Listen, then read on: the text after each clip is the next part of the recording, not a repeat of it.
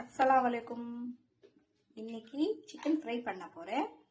அதில் வந்து starting mixie ஜாரில் கொஞ்சம் தேங்காய், பச்சை மிளகா, லவங்கம், பட்டை கொஞ்சம், கொத்தமல்லி கொஞ்சம், நெக்ஸ்ட் வந்து மிளகு கொஞ்சம் எல்லாமே சேர்த்து கிரைண்ட் பண்ணணும்.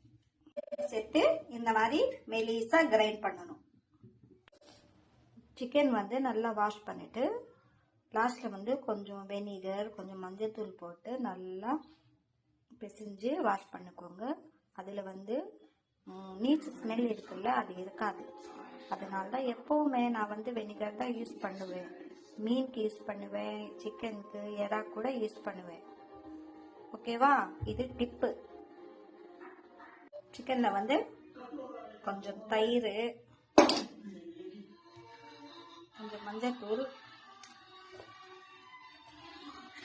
கொஞ்சம் மிளகுத்தூள், தனியாத்தூள், கொஞ்சம் இஞ்சி பூண்டு பேஸ்ட், கொஞ்சம் உப்பு நல்லா மேரினேட் பண்ணிட்டு வைக்கணும். நல்லா மேரினேட் பண்ணிட்டு ஒரு 3 மினிட்ஸ் ஊற வச்சுக்கோங்க. ஸ்டவ்ல கடாயி வச்சுட்டு அதில் வந்து ஆயில் ஒரு 3 டேபிள் ஸ்பூன் போடணும். ஆயில் சூடாயிடுச்சு. அப்புறம் வெங்காயம் போடணும். போட்டு நல்லா ஃப்ரை பண்ணிக்கோங்க.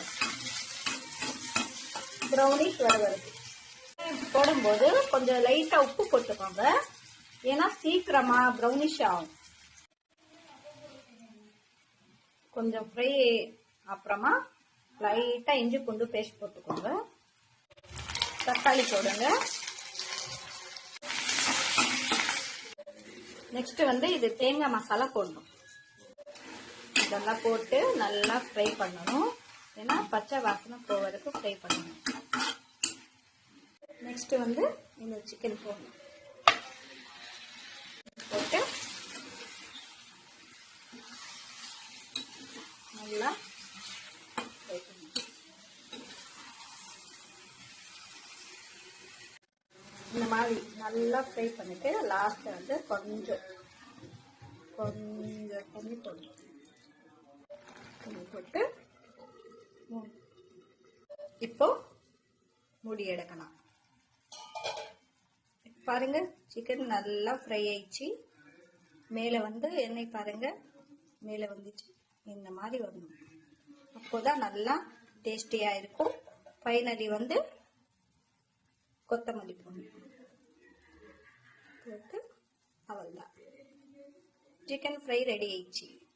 ஓகே கைஸ், என் சேனலுக்கு ஷேர் பண்ணுங்க, லைக் பண்ணுங்க, சப்ஸ்கிரைப் பண்ணுங்க.